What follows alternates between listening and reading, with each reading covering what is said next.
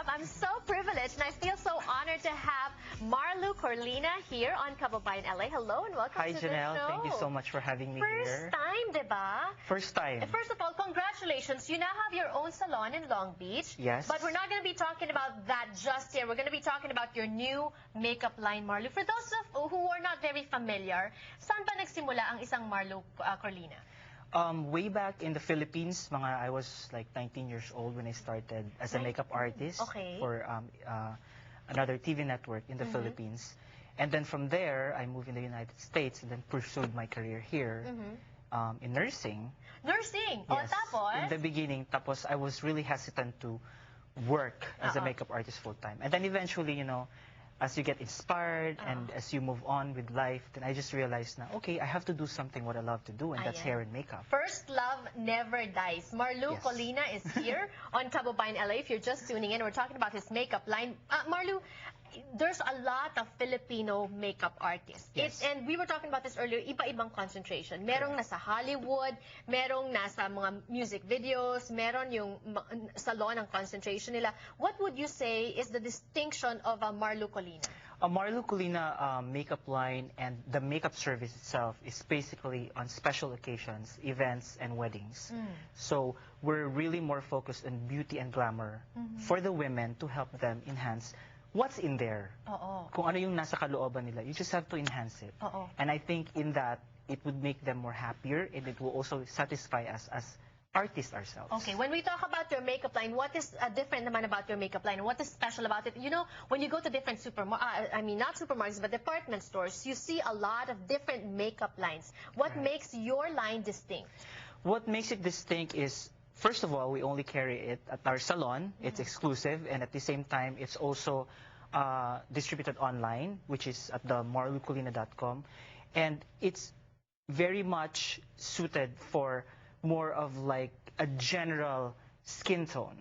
Okay, So, meron bang ganun? Meron bang general skin tone? Kasi sabi nila, kahit na mukhang simple yung skin tone, there are a lot of different undertones that you have to think about also. Correct. Isa yan sa pinag-aralan natin before I launched the makeup line. I had to go to school, I had to do a lot of research. What are the different pigments, what are the different tints that I could carry in the salon that everyone will enjoy. So as you see, we have all the different sets of different colors and different shades of blushes. We have different shades of lipstick. Para when everybody comes, they get to enjoy what they have. It's not like going to a department store. You're going to a makeup salon na parang, okay, I don't think I have my skin tone here, or I don't think I have this kind of makeup here that I'm looking for. So everything is catered in the Marlu Corlina line. And later on, Marlu is going to give us tips on what to do for the prom. You know, magpa-prom season na, no? So makeup tips from Marlu Corlina. But first, when we go to a department store, how do we pick the makeup that's right for us? Can you give us tips? Usually, di ba, nilalagay nila dito for foundation, ganyan. Does it work? It does work, but I would suggest to everyone out there, sa inyong lahat, I would suggest that always test it on the face. Sa gilid ng face. Okay? In that way, you will find out if the right pigment is suiting your skin. Lalo na, when it looks like chalky, then that's a way of knowing that you're not getting the right color. Okay. So when the makeup looks like nothing on the face, or the foundation looks perfect on the face, that means you're wearing the perfect color. And when we talk about makeup, there's a lot. There's foundation, there's concealer, there's loose powder, there's lip gloss, there's lipstick, eyeliner, everything. Kailangan ba talaga lahat yun? Kung ikaw papipiliin, if you want to be really, really simple with makeup, ano yung top 3 na we shouldn't live without? You shouldn't live without, first of all, your foundation. This protects your skin. So it's not just for coverage, it's also for protection. Not just for coverage.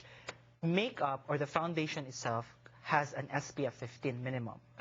Most of it, probably 80% in the market. Right. Okay. Number 2 is you have to set it with a loose powder.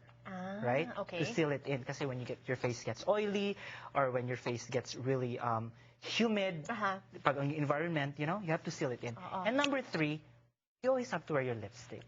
Lipstick talaga. Yes. So when your canvas doesn't have a lipstick, it's not gonna be perfect. Ayan. And speaking of canvas, mamaya ipapakita po sa atin ni Marlu ang kanyang galing sa pagme-makeup. Prom makeup tips for you when we return on Kababayan LA. Don't go away.